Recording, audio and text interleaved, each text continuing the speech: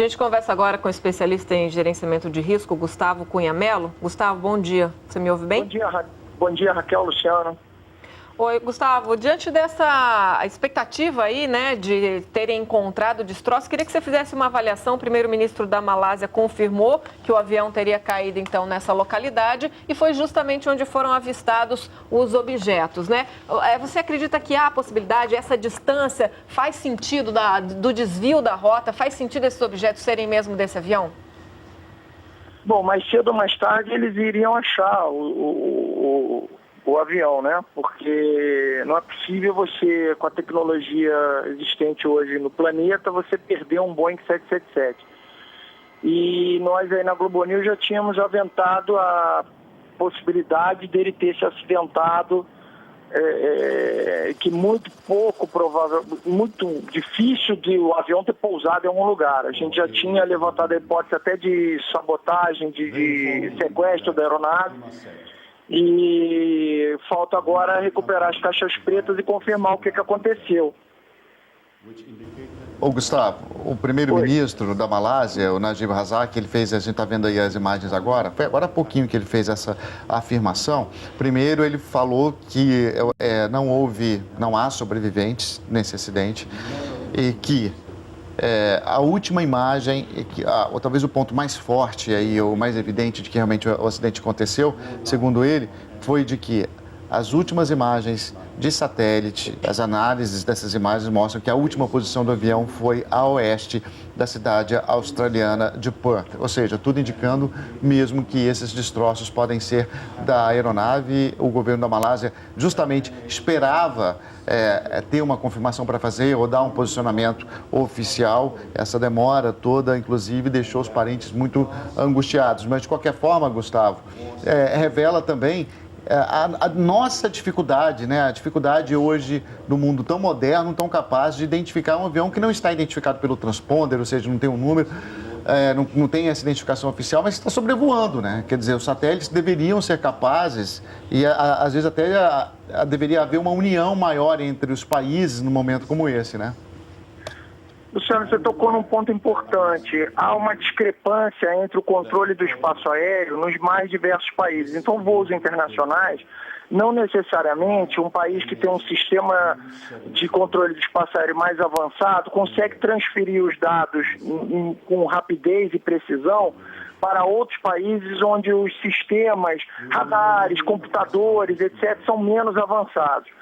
Acrescenta aí a provável inexistência do ELT nesse avião. A Malásia pode ser que tenha uma regulamentação mais frouxa quanto à necessidade e obrigação do uso do ELT, que é um equipamento que mandaria sinais e facilitaria a busca da aeronave.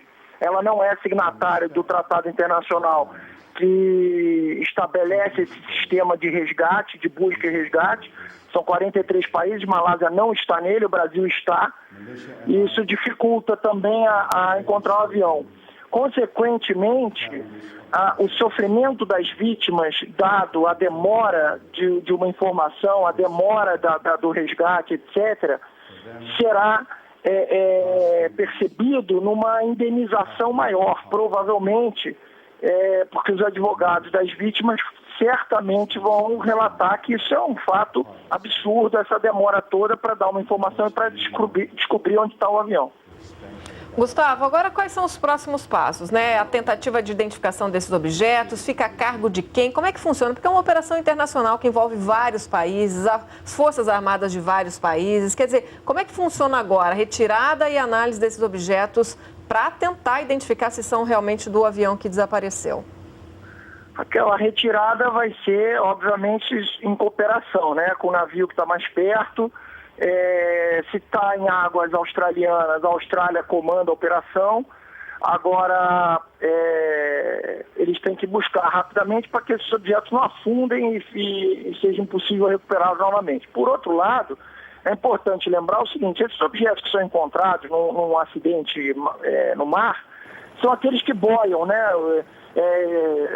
Assento, estofamento, panos, espumas, etc., que boiam e que são avistáveis, ou então pequenos pedaços de metal que tenham alguma proteção e que faça ele boiar, etc.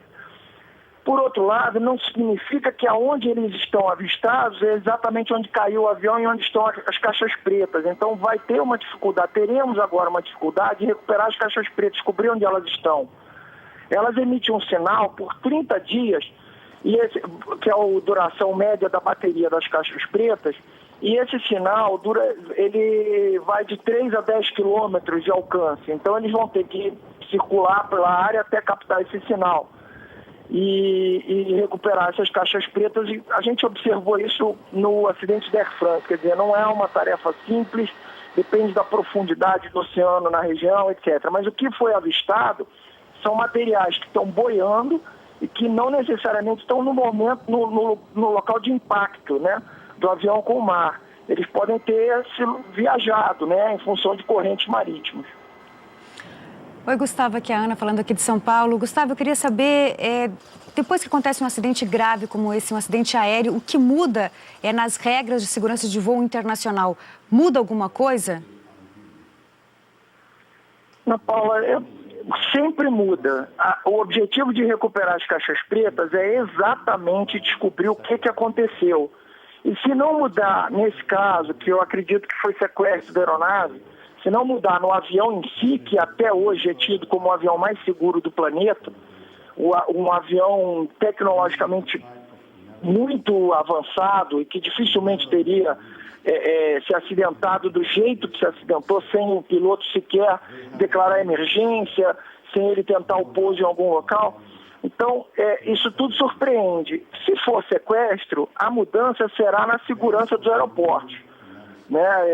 A gente já tem uma segurança muito rígida, inclusive no sul da Ásia, porém isso deve ficar mais rigoroso ainda, e aí já entra em outra esfera que não da aviação civil, mas de segurança, para descobrir quem eram os terroristas, o que queriam fazer e como eles se infiltraram no avião e no aeroporto. Bom, até porque para isso deveria ter tido a assistência de alguém em solo. Então isso deve mudar alguma coisa na segurança. Se por acaso não for, o que será uma tremenda surpresa, não for sequestro, e for um defeito na aeronave, o que será, repito, uma surpresa incrível, aí obviamente todos os Boeing 777 sofrerão alterações no seu equipamento e eles inclusive ficam groundeados, ou seja, eles são colocados forçadamente no solo até que se conserte o problema. Ô, Gustavo, a gente sabe que, quer dizer, uma das possibilidades, você disse, é sequestro justamente por causa dessa mudança de rota. O avião estava completamente fora da rota, quer dizer, estava no sentido contrário e muito distante, né? Eu queria saber o seguinte, pode ter havido, por exemplo, algum problema, um problema que o avião continuou voando, por exemplo, até o combustível acabar, um problema de inconsciência dos passageiros e até dos próprios tripulantes. Aí tiveram um problema, tentaram fazer um retorno, isso, claro, em hipóteses, né? E aí houve uma despressurização, por exemplo, em que todos ficaram inconscientes e o avião continuou voando numa rota, acabou passando de novo pelo país e saiu ali pelo oceano até o combustível acabar? Luciano, perfeito. Tudo pode. Na verdade, como a gente não está analisando a caixa preta, está trabalhando no campo das hipóteses, eu como gerente de risco, você faz um mapa, uma árvore de eventos possíveis e traça as probabilidades. É possível isso ter acontecido? Mas tem procedimentos para isso. Vamos entender, despressurizar a cabine, o procedimento seria eu diminuir a altitude até um local onde eu tenho oxigênio e para isso o piloto tem máscaras de oxigênio na cabine. Eu tenho 2 pilotos, se isso acontece, um piloto teria máscara e estaria pilotando o avião. Ele, inclusive, declararia emergência, ele teria tempo, ele está respirando, ele teria tempo para declarar emergência para algum controle. Nada disso aconteceu. O piloto também tem 18 mil horas de voo, o que denota um piloto extremamente experiente, são mais de 15 anos voando para você alcançar isso. Então, eles passam por exames médicos, psicológicos durante todo o ano para renovar o brevet de piloto. Então, enfim, a possibilidade disso acontecer é muito pequena, extremamente pequena. A possibilidade de um problema mecânico também é baixa. Por quê? Porque não basta um problema mecânico. Você teria que ter uma série deles. Por exemplo, poderia ter um incêndio na cabine que danificasse todo o equipamento elétrico? Poderia, mas enquanto um piloto lá com extintor de incêndio estaria tentando desligar ou apagar, ou inclusive desligar os fusíveis todos, apagando todos os equipamentos elétricos, o outro teria tempo de, na fonia, declarar emergência. Nada disso foi feito. Ou seja, era um voo aparentemente tranquilo, é o que a gente sabe até hoje, um voo tranquilo, que foram desligados propositalmente transponder e Akers, que é o que manda o sinal. Aliás, inclusive na despressurização, o próprio Akers mandaria sinais para a base e para a Boeing, dependendo da assinatura que foi feita nesse serviço, mas ele mandaria sinais dizendo que foi despressurizado. Então, outra coisa, uma pane elétrica, esse avião tem 3 geradores, se um falhar tem o segundo, se falhar tem o terceiro. Então, isso é possível, mas a probabilidade é muito pequena. Gustavo, a gente está vendo aí o mapa, né, com a Austrália, a cidade de Perth, a gente vê ali, e o local onde foram encontrados esses objetos que podem ser do avião a 2.300 quilômetros da costa. Você estava falando aí sobre as possibilidades, né, o que poderia ter acontecido. É curioso a gente observando aí o mapa, né, Gustavo, a gente vê que não há países aí perto, não há nenhum local de pouso, né, quer dizer, essa possibilidade do sequestro do avião, ela é plausível num momento como esse? Como é que a gente pode analisar essa rota errônea aí do avião, né, para um local ermo, onde não há países, onde não há pista de pouso, onde não havia nenhuma previsão de curso, né, desse avião? Quer dizer, como é que a gente pode pensar o que pode ter acontecido para ele parar nesse lugar aí? Pois é, Raquel, isso pode ser que não seja o local de impacto, pode ser apenas o local que as correntes marítimas levaram os destroços. Esse é um ponto. Segundo ponto, sinceramente não dá para imaginar o que pode ter acontecido. Sequestro, eu imagino inclusive que o sequestro não foi bem sucedido. Obviamente imagino, na minha hipótese, que houve uma briga, uma confusão, algum problema, até uma bomba, uma explosão, alguma coisa que tenha causado simplesmente sumiço do avião da rota, inclusive com desligamento de todos os seus sistemas de comunicação. Tem que pegar a caixa preta e tentar entender o que aconteceu. Ele pode não ter sido uma explosão, pode ter sido gás, pode, mas tem que ser alguma coisa que o piloto não tenha tido tempo de colocar uma máscara de oxigênio que está do lado dele e ter pilotado a aeronave. Inclusive declarado emergências, comunicado e tudo mais. Então é um evento súbito, violento, e a gente precisa esperar. Esse ponto onde encontraram os destroços não necessariamente é o ponto de impacto do avião na água. Gustavo, você, como especialista em gerenciamento de risco, quando você analisa o mistério sobre a queda desse avião, quais perguntas você acredita que precisam ser respondidas até que se chegue à conclusão do que realmente aconteceu com esse avião? Bom, se foi um problema mecânico e elétrico, qual foi o problema e qual procedimento de manutenção não foi seguido? E aí eu dependo de uma companhia preguiçosa, que não é o caso da Malásia. A Malásia tem mais de 60 anos, 67, se não me engano, anos, com apenas 6 acidentes em toda a sua história, muitos deles sem vítimas, apenas pequenos incêndios a bordo que já são contabilizados como acidente. Então não denota uma companhia com precariedade na sua manutenção. Mas, enfim, se essa hipótese for levantada na caixa preta, a gente descobrir que houve algum problema, novos procedimentos de manutenção, inclusive de equipamento do próprio avião, terão que ser alterados. Daí a incrível necessidade da gente estudar essas caixas, encontrá-las, estudá-las e tentar descobrir para não repetir o acidente. Por outro lado, se a minha hipótese de sequestro seguido de uma explosão ou coisa semelhante, aí o procedimento é em terra. Como pessoas conseguem entrar num avião com passaporte falso e roubado, uma vez que os sistemas das polícias federais de todo o mundo são interligados, e quando um passaporte é roubado, isso é comunicado automaticamente para todos os países. Os passaportes têm fotos, o sistema tem foto, ainda que o sujeito mude a foto no passaporte, ele não consegue mudar no sistema. Como é que alguém entra eventualmente, na minha hipótese ainda, com armas ou bombas a bordo, quem em solo, quem cuida da mala, das bagagens que entram no avião, como isso está sendo monitorado e verificado ali na Malásia. Então, esse tipo de coisa, obviamente, vai ter que ser levantado. Se houve realmente isso, quem ajudou, quem colaborou, quem são esses sequestradores, o que eles queriam, tudo isso vai ter que ser... Isso são anos de estudo aí para tentar descobrir, no caso, sequestro. No caso de uma pane no avião, que eu, sinceramente, vai ser uma tremenda surpresa para mim, aí isso tem que ser corrigido.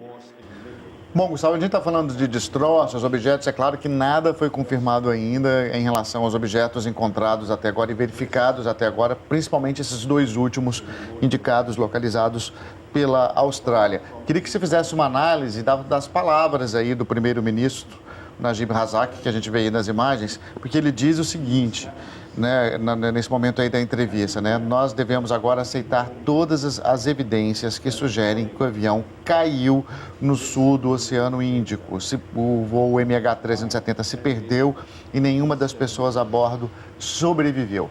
Falou que tem novos dados, novas evidências, mas não mencionou quais são. Você acha que muitas informações importantes devem surgir, que estavam sendo guardadas até agora para essa afirmação oficial, devem surgir a partir de agora, Gustavo? Luciano, eu acho o seguinte, eu acho que eles deviam ter mais informações desde o princípio, mas não abriram as informações para não prejudicar as investigações. Aí que está, uma vez sendo sequestro, eles precisam saber quem em solo ajudou, como essas pessoas entraram no avião, como isso foi possível. E isso certamente vai afetar pessoas que estão vivas em solo, trabalhando no aeroporto. Então isso daí é um ponto, e talvez que justifique eles esconderem uma série de dados. Por outro lado, num cabo de guerra, dentro dessa operação de crise que se estabeleceu a partir do acidente na Malásia, eles entendem que é um sofrimento cruel com as famílias das vítimas de não dar uma posição e não definir o que aconteceu.